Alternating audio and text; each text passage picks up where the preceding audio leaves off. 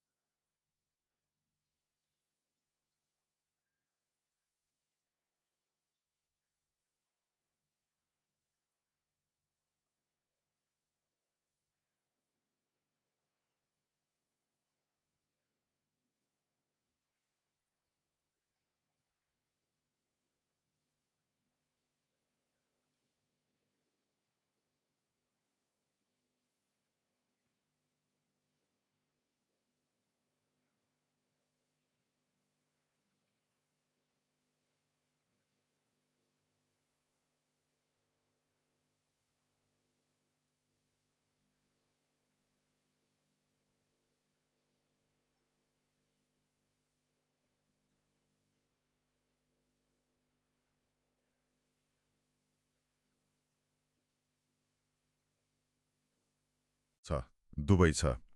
त्यहाँ स्थानीय रूपमा उब्जेका ताजा तरकारी, फलफूल अनि खास गरी माछा एकदमै सजिलै अनि सस्तोमा पाइन्छ भनिएको छ। ए, माछा त झन् कति स्वास्थ्यकर हो।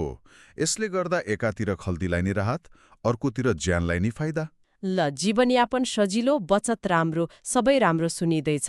त्यसो भए नेपालीहरूले एसएसडब्ल्यू अन्तर्गत कस्ता कामहरू पाइरहेका छन् त ओकिनावामा?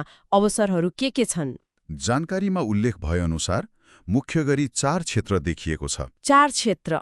कुन कुन नि? एउटा त होटल र पर्यटन क्षेत्र भयो। ओकिनावा पर्यटकीय ठाउँ पनि हो नि त। हो। अनि अर्को कृषि, त्यसपछि भवन निर्माणसँग सम्बन्धित कामहरू र अर्को एकदम महत्त्वपूर्ण क्षेत्र भनेको केयर गिभिङ, म्हणजे वृद्ध-वृद्धाको हेरचाह गर्ने काम। केयर गिभिङ, जापानमा यसको माग पनि धेरै छ भन्छन्। हो, एकदम। यी क्षेत्रहरूमा नेपालीहरूले राम्रो अवसर पाइरहेको देखिन्छ। ल, ओकिनावा त साँच्चै आकर्षक विकल्प रहेछ जस्तो लाग्यो, तर त्यहाँ पुग्नलाई तयारी त गर्नु पर्यो नि। भाषा, सिप परीक्षा, यी सब कुराहरू नि। हो, तयारी त एकदमै महत्त्वपूर्ण छ। त्यत्तिकै त भएन, एसएसडब्ल्यूमा जानलाई तोकिएको भाषा परीक्षा पास गर्नु पर्यो, जस्तो जीएलपीटी N4 वा जेएफटी बेसिक A2 स्तरको। अनि जुन काममा जाने हो त्योसँग सम्बन्धित सिप परीक्षा पनि पास गर्नु पर्यो। यो सबै तयारी आफै गर्नुपर्ने हो कि कतैबाट सहयोग पाइन्छ? होइन, सहयोग पाइन्छ। हैसाई इन्स्टिच्युट जस्ता संस्थाहरूले यही सघाउने हो। भाषा कक्षादेखि लिएर सिप परीक्षाको तयारी, अनि त्यो अन्तर्वार्ताको अभ्यास, कागजपत्र मिलाउने। डकुमेन्टेसन पनि? हो, सबै। यहाँसम्म कि जापान पुगेपछि सुरुमा चाहिने त्यो सांस्कृतिक कुराहरू सिकाउने कल्चरल ओरिएन्टेसनसम्म पनि। भनेपछि सुरुदेखि अन्तिमसम्मै साथ दिने रहेछन्? प्रक्रियालाई सहज बनाइदिने काम गर्छन्। यसरी तयारी गरेर जाँदा त पक्कै ढुक्क भयो। त्यहाँ पुगेका नेपालीहरूको अनुभव कस्तो छ भन्ने केही थाहा छ? उनीहरू खुसी छन् त? जानकारीमा त सकारात्मक कुरा नै छ। यस्तै संस्थाहरू मार्फत गएका कतिपयले राम्रो काम पाएको, बचत पनि राम्रै गरिरहेको, कतिले त परिवारलाई पनि बोलाउन सक्ने अवस्थामा पुगेको कुराहरू छन्। ओहो, परिवारै बोलाउन सक्ने? त्यो त ठूलो कुरा भयो। हो, यसले के देखाउँछ भने सही प्रक्रिया कानुनी बाटोबाट गयो भने सुरक्षित भविष्य बनाउन सकिन्छ। आजको हाम्रो यो कुराकानीबाट के बुझियो भने जापानका ती नाम चलेका सहरहरू मात्रै होइन, ओकिनावा जस्तो ठाउँ पनि नेपाली एसएसडब्ल्यूका लागि एकदमै राम्रो विकल्प हुन सक्छ। हो, विशेष गरी जसले अलि शान्त जीवनशैली खोजेको छ, स्वास्थ्यलाई ध्यान दिन्छ अनि खर्च कम गरेर बचत धेरै गर्ने सोच राखेको छ उनीहरूको लागि। तर जानु अघि गर्नुपर्ने तयारी चाहिँ महत्त्वपूर्ण भयो। भाषा, सिप अनि त्यहाँको रहनसहन बुझ्ने कुरा। एकदम सही ठाउँबाट मार्गदर्शन लिने र आफूले पनि मेहनत गर्ने हो भने विदेशमा सफल हुन सकिन्छ। अन्तमा